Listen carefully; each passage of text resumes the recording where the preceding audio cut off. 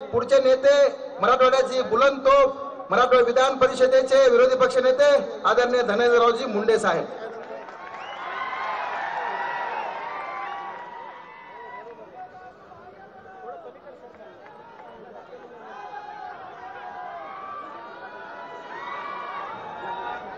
महाआघाडीच्या पहिल्या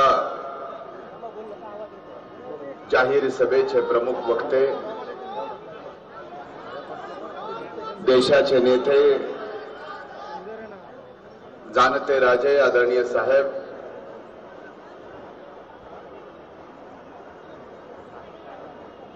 व्यासपीठावर उपस्थित आपल्या सर्वांचे लाडके महाराष्ट्र राज्य काँग्रेस पक्षाचे अध्यक्ष आदरणीय चव्हाण साहेब, व्यासपीठावर उपस्थित आदरणीय भुजबळ साहेब, आदरणीय जोगेंद्रजी कवाडे साहेब, आदरणीय भाई जयंत पाटील साहेब, नसीम खान साहेब, माणिकरावजी ठाकरे साहेब, व्यासपीठावर जेवढे नेते तेवढ्यांची नावं जर घ्यायची ठरवली तर तासभर त्याच्यातच जाईल, म्हणून सर्वांची क्षमा मागून व्यासपीठावर उपस्थित महाआघाडीचे सर्व सन्माननीय नेते आजच्या या महाआघाडीच्या पहिल्या प्रचार सभेला इथं उपस्थित माझ्या माता भगिनी, वडीलधारी मंडळी, मोठ्या उत्साहात असणाऱ्या माझ्या तरुण भावांनो आणि इथं उपस्थित पत्रकार मित्रांनो,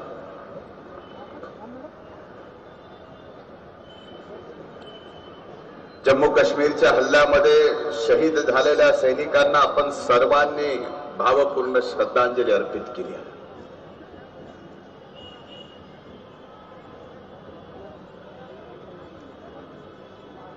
आणि कालच आपण युगपुरुष छत्रपती शिवाजी महाराजांची जयंती पण साजरी केली आहे। आपल्यापैकी प्रत्येकाला छत्रपती शिवाजी महाराजांचा इतिहास माहिती आहे, पण जम्मू काश्मीरचा हल्ला झाल्यानंतर या देशाचे 48 सैनिक शहीद झाल्यानंतर काही दिवसानंतर ज्यावेळेस आपण शिवजयंती साजरी करतो तर छत्रपती शिवाजी महाराजांचा इतिहास आठवल्याशिवाय राहत नाही।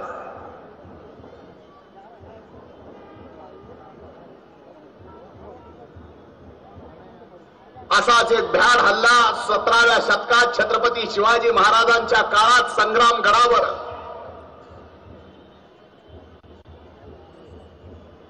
शाहिस्तेखानाने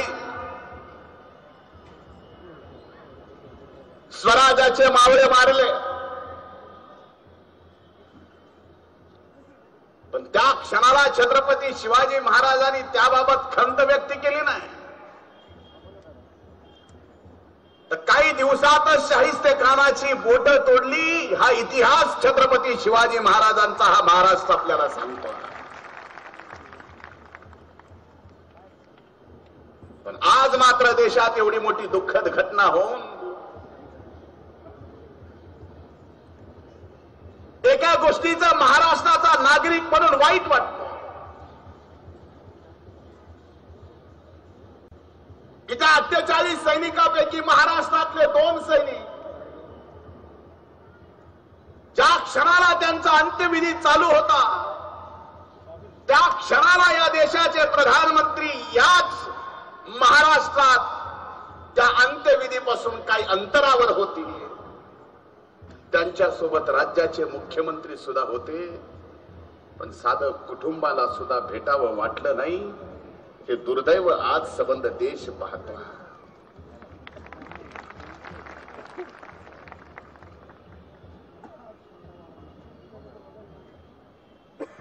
अनेक दिवस 4 वर्ष 7 महिने आपण टीव्हीवर केंद्र सरकारची एक जाहिरात पाहिली, मीही पाहिली, मला जाहिरात तर पूर्ण आठवत नाही, पण शेवटचे 2 ओळी आठवतात. देश बदल रहा है. मी 11 डिसेंबर नंतर एका दिवशी पूर्ण दिवसभर टीव्हीवर होतो की पुन्हा केंद्र सरकार ही जाहिरात दाखवतंय का नाही दाखवत. मला एकदा सुद्धा देश बदल रहा है याच जाहिरात पाहायला मिळाली नाही. कारण 11 डिसेंबरला खऱ्या अर्थानं देश बदलला होता. भाजपकडून राजस्थान गेलं होतं, छत्तीसगड गेलं होतं, मध्य प्रदेश गेलं होतं, तेलंगणा गेलं होतं, मिझोराम गेलं होतं. आणि खऱ्या अर्थानं देश बदलतोय हे चित्र आपल्या सगळ्यांच्या समोर आलं होतं. आज या महाआघाडीच्या नांदेड येथील गुरु गोविंद सिंगाच्या पदस्पर्शाने पावन झालेल्या या नगरीत ज्यावेळेस महाआघाडीची ही प्रचाराची पहिली सभा होत्या, आपल्या सर्वांच्या समोर एक विश्वास व्यक्त करावासा वाटतो की येणाऱ्या काळात दिल्लीचं तख्त तर बदलणारच आहे, पण महाराष्ट्राचं तख्त सुद्धा 2019च्या निवडणुकीत बदलल्याशिवाय राहणार नाही. मला आजही 2014ची नरेंद्रभाई मोदीची भाषण आठवतात. एक व्यक्ती देशाच्या 125 कोटी जनतेला स्वप्न दाखवत होता. स्वप्न होता अच्छे दिनचं. आता कोणी अच्छे दिन जर म्हणलं तर एक तर माणूस हसतो, नाही तर शिवी देतो.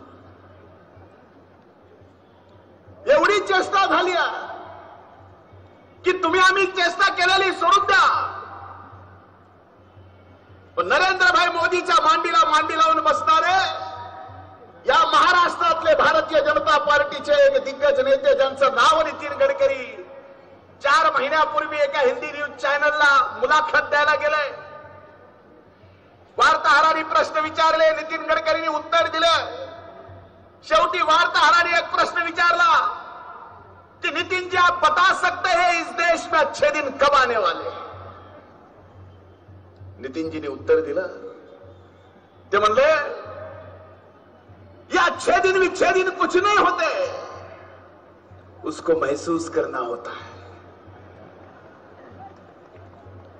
आज आपल्याला महसूस झालेत का अच्छे दिन, हे सुद्धा या सभेच्या माध्यमातून विचारण्याची गरज वाटते.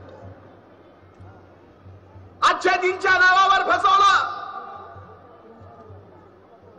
मैं विदेश जाऊंगा, काला धन लाऊंगा और इस देश के हर नागरिक के खाते में 15 लाख जमा कराऊंगा.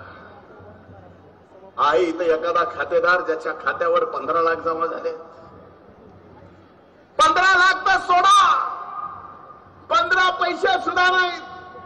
काल परवा केंद्रीय बजेट झालं. त्या बजेटमध्ये नरेंद्रभाई मोदींनी सांगितलं आता आम्ही शेतकऱ्याला वर्षाला 6,000 रुपये,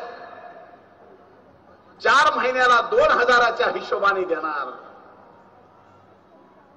आमची परिवर्तन यात्रा चालू होती. मी पश्चिम महाराष्ट्रात एका सभेत होतो. मला अमरावती जिल्ह्यातील परतवाडी तालुक्यातल्या एका शेतकऱ्याचा फोन आला आणि त्यांनी मला सांगितलं, म्हणले भाऊ काही करा त्या मोदीला सांगा. म्हणलं अरे मी कसं सांगू. ते म्हणले कसंही सांगा. अरे म्हणलं सांगायचं काय. ते म्हणला 2014 मध्ये दिलेले 15 लाख खर्च करायचे कसे, हा प्रश्न माझ्या समोर आहे. आणि पुन्हा आता हे 6,000 देणार आहेत म्हणा, ते कसे खर्च करू का सीए नेमू मला हेच कळलं. आता यांच्या फसव्या घोषणेला सामान्यातला सामान्य शेतकरी सुद्धा बोलणार.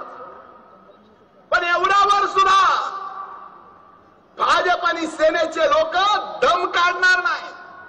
पुन्हा येतील, पुन्हा खोटे स्वप्न दाखवतील, पुन्हा म्हणतील मोदी 15 लाख देणार आहेत, पुन्हा म्हणतील खात्यावर 6-10 हजार येणार आहेत. जर असं कुणी प्रचार करायला तुमच्याकडे आलं तर माझ्या वतीनं आपल्याला एवढंच सांगणं, असा जर कोण भाजपचा आणि सेनेचा नेता जनतेला फसवायला आला तर त्याला एवढंच म्हणा की मोदी 15 लाख देईल त्यावेळेस देईल, खात्यावर आमच्या 6,000 येतील त्यावेळेस येतील, तू तोपर्यंत 4-5 लाख रुपये उसने दे, पुढचं पुढे बघू. अरे त्याच काळात भारतीय जनता पार्टी शिवसेनेने मिळून महागाईच्या विरोधात एक जाहिरात काढली. जाहिरात होती, बहुत हो गई महंगाई की मार, अब की बार मोदी सरकार. ज्या वेळेस या देशात 50 रुपये लिटरनी पेट्रोल मिळत होतं, त्यावेळेस भाजप आणि सेनेचे हे पांडगुळ आपल्याला महागाई फार वाढली म्हणत होते. ज्या वेळेस या देशात 60 रुपये किलोनी डाळ मिळत होती, त्यावेळेस आपल्या समोर बहुत हो गई महंगाई म्हणत होते. ज्या वेळेस या देशात 450 रुपयाला सिलेंडरची टाकी मिळत होती, त्यावेळेस भारतीय जनता पार्टी आणि शिवसेनेने आपल्या समोर महागाईचा डोंगर उभा केला होता. आज कसं आहे, 50 रुपयाचं पेट्रोल आज 78 रुपयावर गेला. 1.5 महिन्यापूर्वी 94 रुपयावर गेलं होतं. मी साधा सरळ सोपा हिशोब तुमच्या समोर मांडतो.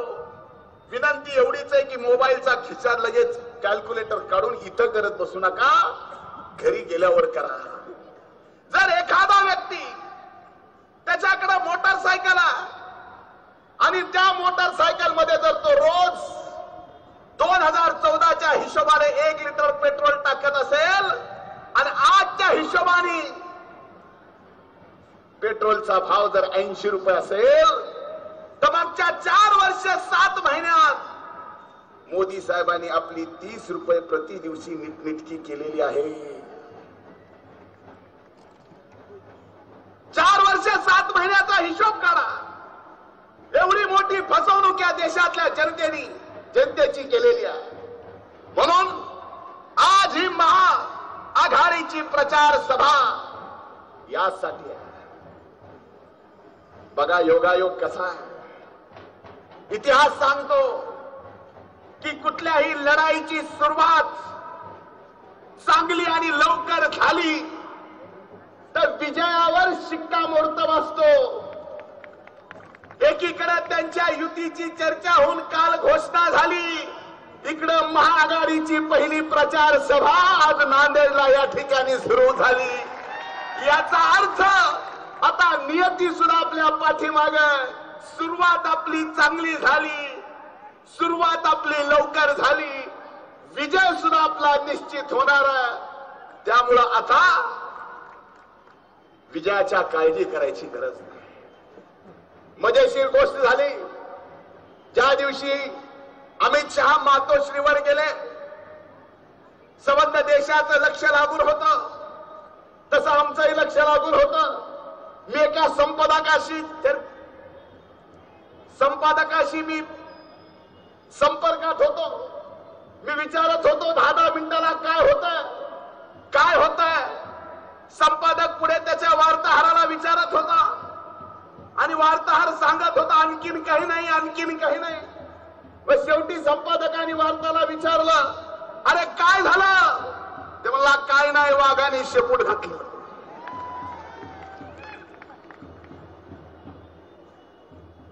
हिंदू हृदय सम्राट बाळासाहेब ठाकरे यांची ही शिवसेना पुन्हा लाचार झाली आणि हे भाजप आणि सेनेचं भांडण, जे नाटक आणि नौटंकी होती ती महाराष्ट्राच्या जनतेच्या समोर आली. हे गेली 4 वर्ष झालं महाराष्ट्राच्या जनतेत काँग्रेस, राष्ट्रवादी काँग्रेस, सर्व विरोधी पक्ष एकत्रित सांगत होता. म्हणून आजच्या या प्रचार सभेच्या निमित्तानं आज नांदेड सारख्या या पुण्यनगरीमध्ये ही प्रचाराची सुरुवात होतीये. महाआघाडीचे सर्व मान्यवर नेते इथं. अपेक्षा एवढीच की या महाआघाडीला आपण महाआशीर्वाद द्यावा, आणि येणाऱ्या निवडणुकीत यश द्यावं हीच कळकळीची विनंती करतो. इथंच थांबतो. धन्यवाद. जय हिंद, जय महाराष्ट्र. धन्यवाद मुंडे साहेब. यानंतर या ठिकाणी व्यासपीठावर आलेले आदरणीय आमदार अमितजी देशमुख माजी मंत्री यांचं स्वागत करण्यासाठी मी आमदार डी.पी. सावंत साहेबांनी विनंती करतोय.